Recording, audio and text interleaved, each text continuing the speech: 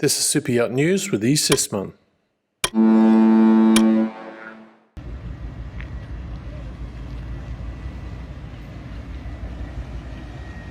Hi, welcome back to the channel. If you saw my last video, the title was Russian-owned super yacht now flying a US flag. So a few hours after I posted that video, because of the time difference with Fiji and Europe, it was a few hours later that the final decision came through from the Supreme Court, and as a lot of people have noted already in the comments section of the last video, Motor Yacht Amadea is now on its way. It's left Fiji, and we'll go through what happened. So as I said, a few hours after I posted my video, the decision was made in the court, which we'll go into in a minute, and the vessel left Lautoka in Fiji at 0458 hours, or just before 5 o'clock in the morning UTC, or 1658 hours local time in Fiji on the 7th of June. So it left on the 7th of June. The final stay requested by defense attorney Faisal Hanif was rejected, and this is how it was written in the court papers. The final page was a 20-page transcript, but the last page said this: summons of stay of execution and of proceedings pending appeal filed on 1st of June 2022 is dismissed and struck out.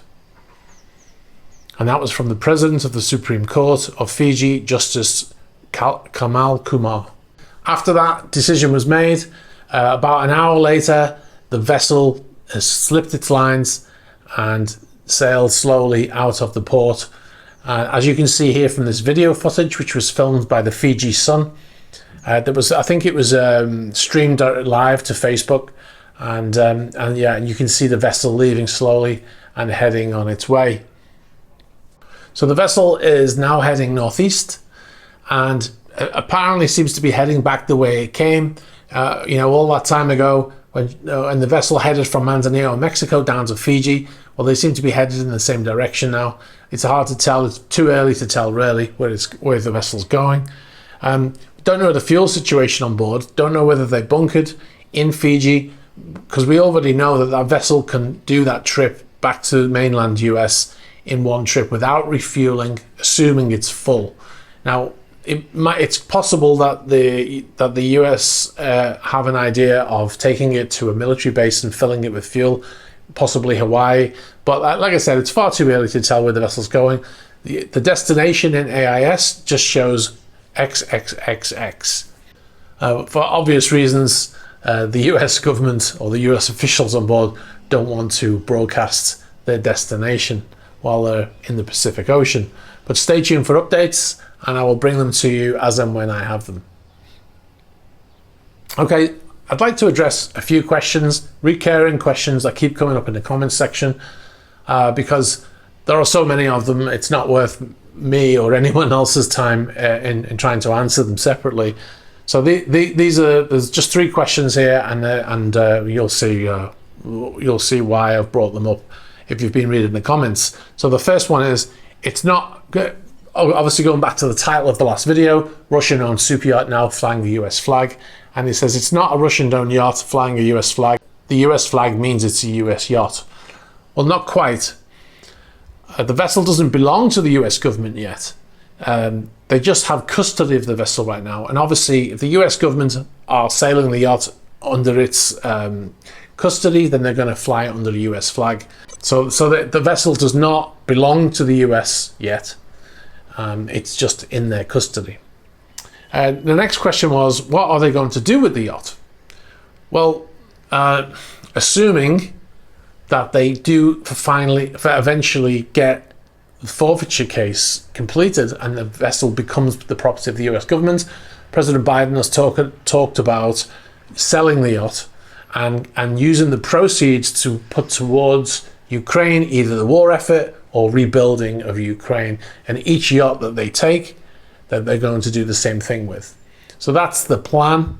If they can't sell it for obvious reasons, I'm not sure. There are too many people out there who want to buy a yacht previously owned by a Russian oligarch. So in this case, I saw some information online that said that they will possibly scrap the vessel and strip it of all of the valuable materials and equipment and sell it all off separately, and then do the same thing with the money.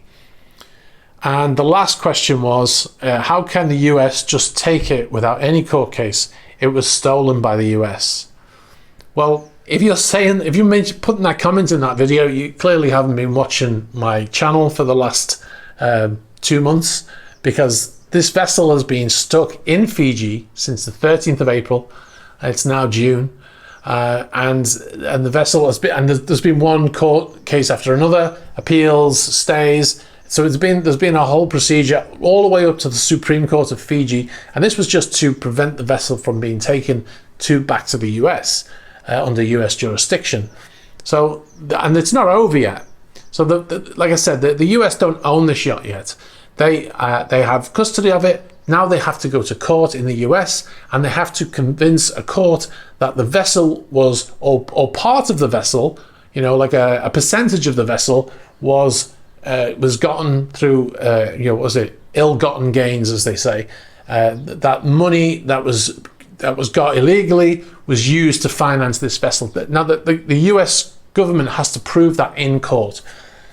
Once they prove that, obviously the company Mill Marine Investments will have the opportunity to get lawyers, probably based in the US, to work their corner, like Fazal Hanaff did in Fiji, and they'll argue that it's not owned by Suleiman Kerimov as they did in Fiji, I would imagine. Once that case is over, and those cases can take years.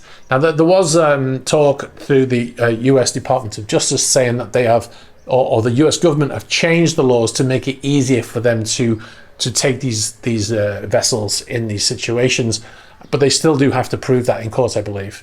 If there's any lawyers out there that are sitting there shaking their heads right now saying that's not right anymore, please be sure to let me know, and I will make a correction. But that's what I believe is going to happen next. The vessel is not owned by the US yet, and they have to go through the court proceedings. So all the people saying it's been stolen, it's not been stolen. They used a agreement amongst different countries to file a warrant in Fiji, and the Fijian government was obliged under those treaties to look at that warrant. That's what those court cases are about. The court found in favour of the US government, and the vessel is now on the way there. So that was all done in the court system. Now you can disagree with the court rulings the judges gave, but you can't say there was no court case, because obviously there has been, and there are going to be many more. So the vessel hasn't been stolen according to the letter of the law. The procedures have been followed. All right, I'm going to leave it there. I'm going to have a rest now because I've had about 4 hours sleep from the last video. Please be sure to like this video, subscribe if you haven't already, and hit that bell notification so you get notifications of future videos. And also be sure to put a comment below and let me know what you think of what's happening here. If you've got any information about this story, about any other stories, any photos of other yachts that we've been covering, or maybe one that we haven't been covering, be sure to get in touch with me the usual way, the about page of the YouTube channel, or Instagram, and also in Facebook Messenger. All right, guys, thanks very much for watching, and I'll catch up with you soon. Bye-bye.